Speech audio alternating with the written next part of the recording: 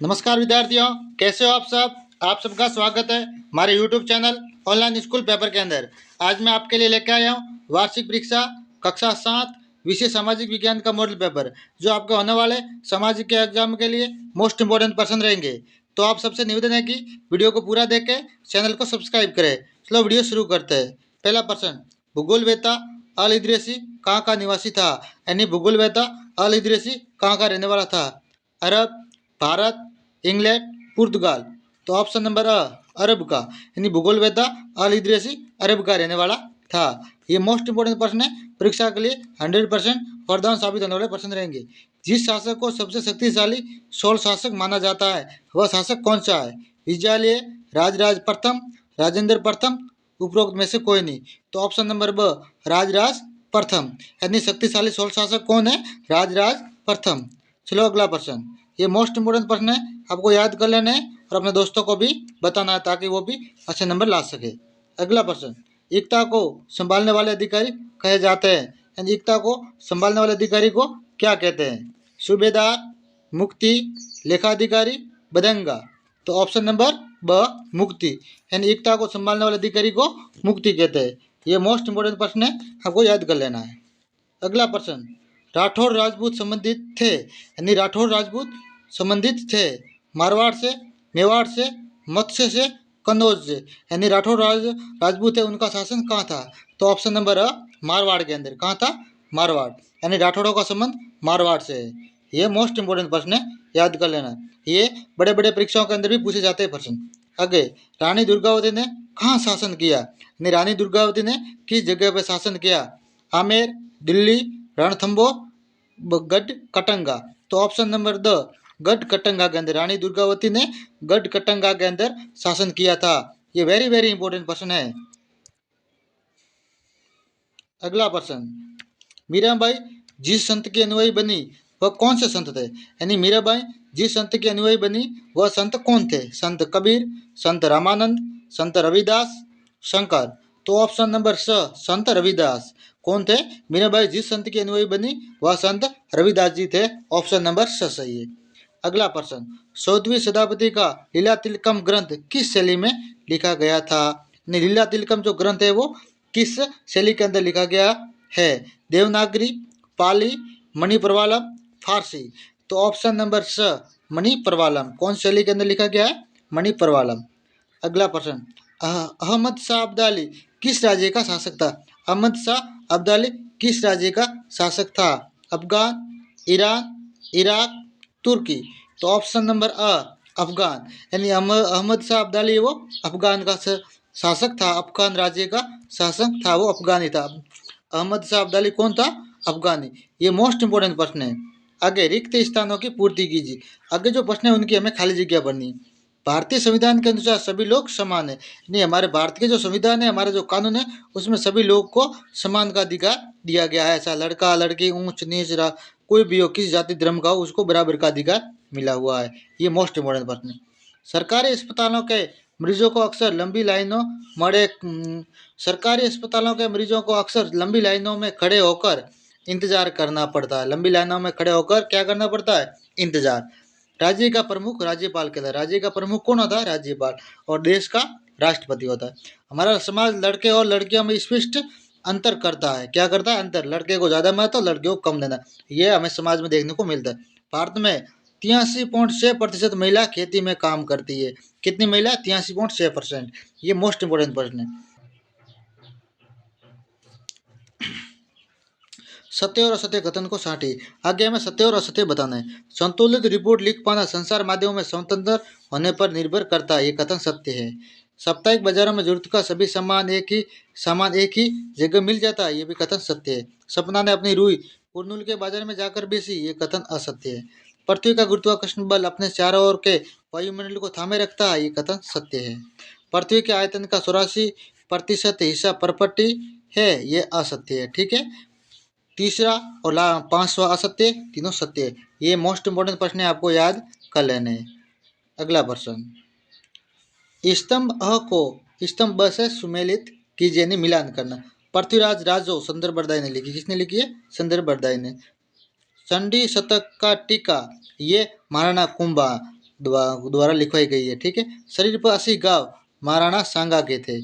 मारवाड़ का शौर्य युग मालदेव। विश्ववल्लभ पुस्तक लिखवाई किसने लिखवाई थी? महाराणा प्रताप ने। ठीक है। ये मोस्ट इंपोर्टेंट प्रश्न है, आपको याद कर लेना है। इसको आप रोक रोक कर याद कर लेना है। पीछे मैंने उत्तर भी दिया हुआ है, प्रत्येक प्रश्न के उत्तर मैंने साथ में दिए हुआ है। अगला प्रश्न, स्थल मंडलीय प्लेट क्या है? स्थल मंडल अनेक प्लेटों में विभाजित है जिन्हें हम स्थल मंडलीय प्लेट कहते हैं। यानी स्थल मंडलीय प्लेट क्या है? तो स्थल मंडल है वो अनेक प्लेटों के अंदर विभाजित है जिन्हें हम स्थल मंडलीय प्लेट कहते हैं। अगला प्रश्न, वायुमंडल कितनी परतों में विभाजित है? वायुमंडल तो वायुमंडल है वो 5 परतों में विभाजित है। ये मोस्ट इंपोर्टेंट। सौभ मंडल, समताप मंडल, मध्यम मंडल, बाह्य मंडल, बाह्य वायुमंडल और बहिर्म मंडल। ये मोस्ट इंपोर्टेंट प्रश्न है, आपको याद कर लेना है। परीक्षा में ऐसे ही प्रश्न आपको देखने के लिए मिलेंगे।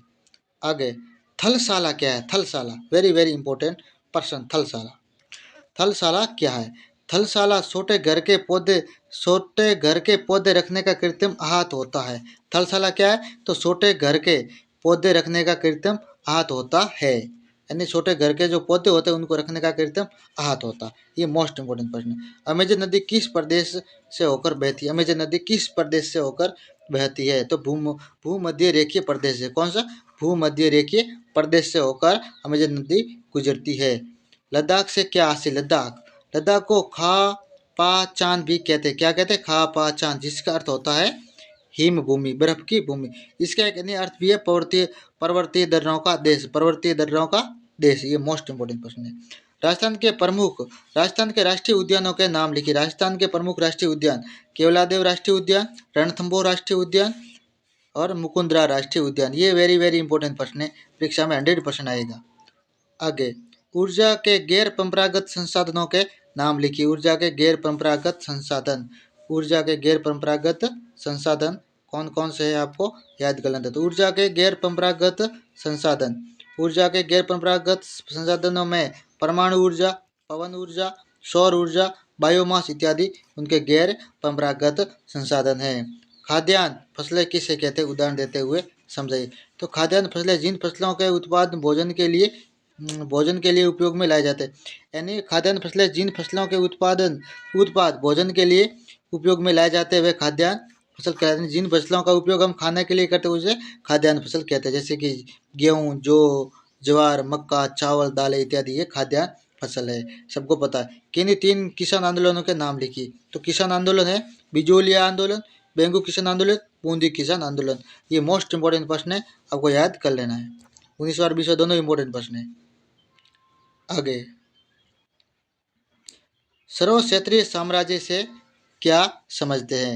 यानी सर्व क्षेत्रीय साम्राज्य से आप क्या समझते हैं? तो सर्व क्षेत्रीय साम्राज्य आशय एक साम्राज्य जो अनेक देशों में अनेक क्षेत्रों में फैला हुआ हो। यानी सर्व क्षेत्रीय साम्राज्य आशय है कि एक साम्राज्य जो अनेक देशों में या अनेक क्षेत्रों में फैला हो, जो अनेक क्षेत्रीय राज्यों को मिलाकर बना हो। यानी अनेक क्षेत्रीय राज्यों को मिलाकर, छोटे छोटे राज्यों को बड़े बड़े राज्यों से मिलाकर बना हो, उसे सर्व क्षेत्रीय राज्य साम्राज्य कहते हैं। महाराजा जसवंत सिंह की किन्हीं 2 पुस्तकों के नाम? आनंद प्रकाश, भाषा भूषण। ये महाराजा जसवंत सिंह की 2 पुस्तकों के नाम है। राज्य में निर्यात संवर्धन की 2 योजनाओं के नाम लिखिए। राज्य में निर्यात संवर्धन की 2 योजना, राज्य स्तरीय निर्यात पुरस्कार योजना, निर्यात प्रोत्साहन प्रक्रिया एवं दस्तावेजीकरण योजना। वेरी वेरी इंपॉर्टेंट प्रश्न है ये दोनों, आपको याद कर लेना है। परीक्षा में आपको ऐसे प्रश्न देखने के लिए मिलेंगे। आगे जो प्रश्न दिए ये सब निम्नात्मक प्रश्न है, आपको याद कर लेना है। 24वां, 25वां, 26वां, 27वां, 28वां, 29वां और 30वां वेरी इंपॉर्टेंट प्रश्न है। कृषि उपज मंडियों से आप क्या समझते हैं? कृषि उपज मंडियों से आप क्या समझते हैं? इन मंडियों की क्या आवश्यकता होती है? वेरी इंपॉर्टेंट प्रश्न है, आपको याद कर लेना है। आगे, गढ़कटंगा के गौड़ राज्य के इतिहास का वर्णन कीजिए। मनसबदारी व्यवस्था को स्पष्ट कीजिए। 16 मंदिरों के साथ कौन कौन सी गतिविधियां जुड़ी हुई थी? नानाभाई, सेंगाबाई एवं कालीबाई की जीवनी को बताइए। मोस्ट इंपोर्टेंट प्रश्न है ये। संविधान सभा में राजस्थान के निवासी सदस्यों का परिचय दीजिए। संविधान सभा के अंदर जो राजस्थान के जो निवासी सदस्य थे उनका परिचय देना है। राजस्थान के मानचित्र पर निम्न को आपको अंकित करना, झालावाड़, बूंदी, भीलवाड़ा और नागौर। वेरी इंपॉर्टेंट प्रश्न है, आपको याद कर देना है। एक बार मैं आपको पूरा पेपर दोबारा दिखा देता हूँ ताकि आपको आसानी रहे। इनको वीडियो को रोक रोक कर आपको, क्योंकि मैं उत्तर साथ लिख के आया तो आसानी से आप लिख सकते हो। ठीक है, चलो एक बार देखते हैं। ये पूरे ऑप्शन के साथ है, आपको धीरे धीरे रोक रोक कर याद कर लेना ताकि आपको आसानी से अच्छे नंबर ला सको। आपके एग्ज़ाम में ये 100% ऐसे ही प्रश्न आएंगे, आपको याद कर लेना है और अपने दोस्तों को भी बताना है, अपने चैनल को सब्सक्राइब भी करना है ताकि आगे आगे शेयर करो, ताकि आपके दोस्त, आपके मित्र, आपके सहपाठी अच्छे नंबर ला सके और आप भी अच्छे नंबर ला सको। वेरी वेरी इंपॉर्टेंट प्रश्न उत्तर है, आपको याद कर लेने। परीक्षा के अंदर ऐसे ही प्रश्न आएंगे। हमने शोध करके पूरे किताब का एनालिसिस करके हमने ढूंढ ढूंढ के आपके अच्छे प्रश्न लाए आपके लिए। वेरी इंपॉर्टेंट प्रश्न है, आपको याद कर लेने।